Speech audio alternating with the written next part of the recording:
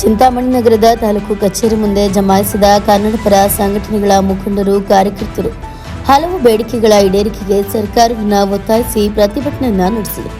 ಈ ವೇಳೆ ಮಾತನಾಡಿದ ಮುಖಂಡ ಪ್ರಕಾಶ್, ರಾಜ್ಯದಲ್ಲಿ ಅಗತ್ಯ ವಸ್ತುಗಳ ಬೆಲೆ ಏರಿಕೆಯಿಂದ ಜನ ತತ್ತರಿಸುತ್ತಿದ್ದಾರೆ.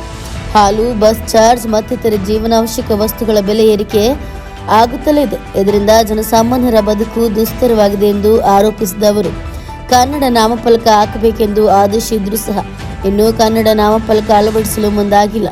ನಗರದಲ್ಲಿ ಕನ್ನಡ ಭವನ ಇಲ್ಲದೆ ಕನ್ನಡ ಕಾರ್ಯಕ್ರಮಗಳನ್ನು ಹಮ್ಮಿಕೊಳ್ಳಲು ಸಾಧ್ಯವಾಗ್ತಿಲ್ಲ ಅಂತ ತೀವ್ರ ಆಕ್ರೋಶವನ್ನು ವ್ಯಕ್ತಪಡಿಸಿದರು. ಪ್ರತಿಭಟನೆಯಲ್ಲಿ ಮುಖಂಡರಾದ ಆಸಿಫ್, ಕೃಷಿರಾವ್, ಮೋಹನ್ ಸೇರಿದಂತೆ ಮತ್ತಿತರರು ಉಪಸ್ಥಿತರಿದ್ದರು. Chandrahalli Ravikumar, NKS-TV4 bureau report, Chikkaballapur. ಮುಖಾಂತರ ರಾಜ್ಯಪಾಲರಿಗೆ ಒಂದು ಮನವಿಯನ್ನು ಅರ್ಪಿಸ್ತಾ ಇದ್ದೀವಿ.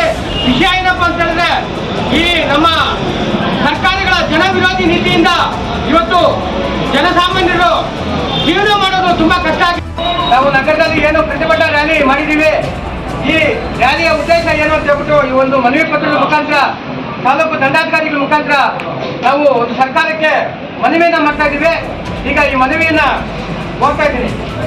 ಅವರಿಗೆ ತಾಲೂಕು ದಂಡಾಧಿಕಾರಿಗಳು, ಚಿಂತಾಮಣಿ ತಾಲೂಕು ವಿಷಯ ದಿನನಿತ್ಯದ ಅಗತ್ಯ ವಸ್ತುಗಳ ಬೆಲೆ ಏರಿಕೆ ವಿರೋಧಿಸಿ ಮತ್ತು ಕನ್ನಡ ಭವನಕ್ಕೆ ನಿವೇಶನಕ್ಕೆ ಆಗ್ರಹಿಸಿ ಸದರಿ ವಿಷಯಕ್ಕೆ ಸಂಬಂಧಿಸಿದಂತೆ ರಾಜ್ಯ ಹಾಗೂ ಕೇಂದ್ರ ಸರ್ಕಾರಗಳ ಜನ ವಿರೋಧಿ ನೀತಿಯಿಂದ ದಿನನಿತ್ಯದ ಅಗತ್ಯ ವಸ್ತುಗಳ ಬೆಲೆಗಳು ಗಗನಕ್ಕೆ ಏರಿದ್ದು ಜನಸಾಮಾನ್ಯರ ಜೀವನ ಏರುಪೇರು ಆಗಿರುತ್ತದೆ. ಕೇಂದ್ರ ಹಾಗೂ ರಾಜ್ಯ ಸರ್ಕಾರಗಳ ಈ ಜನ ವಿರೋಧಿ ನೀತಿಯನ್ನು ಚಿಂತಾಮಣಿಯ ನಾಗರಿಕರ ಪರವಾಗಿ ಕನ್ನಡ ಪರ ಸಂಘಟನೆಗಳು ತೀವ್ರವಾಗಿ ಖಂಡಿಸುತ್ತದೆ. ನಮ್ಮ ಚಿಂತಾಮಣಿ ಗಡಿ ತಾಲೂಕು ಆಗಿದ್ದು ಕನ್ನಡ ಪರ ಸಂಘಟನೆಗಳ ಕನ್ನಡ ಕಾರ್ಯಕ್ರಮಗಳು ನಡೆಸಲು ಅಗತ್ಯವಿರುವ ಕನ್ನಡ ಭವನಕ್ಕೆ ಒತ್ತಾಯಿಸಿ ಸಂಘಟನೆಗಳ ವತಿಯಿಂದ ಕಳೆದ 12 ವರ್ಷದಿಂದ ಸತತವಾಗಿ ಗುರುಳು ಸೇವೆ, ಪಾದಯಾತ್ರೆ, ಬೈಕ್ ರ್ಯಾಲಿ, ಮನವಿಗಳ ಮುಖಾಂತರ ಒತ್ತಾಯಿಸಿದ್ದರೂ ಸಹ ಈವರೆಗೂ ಕನ್ನಡ ಭವನ ನಿರ್ಮಾಣಕ್ಕೆ ಒಲವು ತೋರದೇ ಇರುವ ನಗರಸಭೆ, ತಾಲೂಕು ಆಡಳಿತ ಹಾಗೂ ಜನಪ್ರತಿನಿಧಿಗಳು ಕನ್ನಡ ವಿರೋಧಿ ನೀತಿಯನ್ನು ನಮ್ಮ ಸಂಘಟನೆಗಳು ಖಂಡಿಸುತ್ತವೆ. ಹಾಗೂ ಅಂಗಡಿ ಮುಂಗಟ್ಟುಗಳ ನಾಮಫಲಕಗಳಲ್ಲಿ 60-40 ಅನುಪಾತದಲ್ಲಿ ಕನ್ನಡಕ್ಕೆ ಪ್ರಥಮ ಪ್ರಾಶಸ್ತ್ಯ ನೀಡಬೇಕೆಂದು ಸುಗ್ರೀವಾಜ್ಞೆ ಇದ್ದರೂ ಸಹ ಚಿಂತಾಮಣಿಯ ಬಹುತೇಕ ಅಂಗಡಿ ಮುಂಗಟ್ಟುಗಳ ನಾಮಫಲಕಗಳು ಆಂಗ್ಲ ಭಾಷೆಯಲ್ಲಿದ್ದು ಸಂಬಂಧಪಟ್ಟ ಅಧಿಕಾರಿಗಳು ಇದನ್ನು ಗಮನ ಹರಿಸಬೇಕೆಂದು ಮನವಿ ಮಾಡುತ್ತೇವೆ. ಹಾಗೂ ಒಂದು ವಿಶೇಷವಾಗಿ ಇದು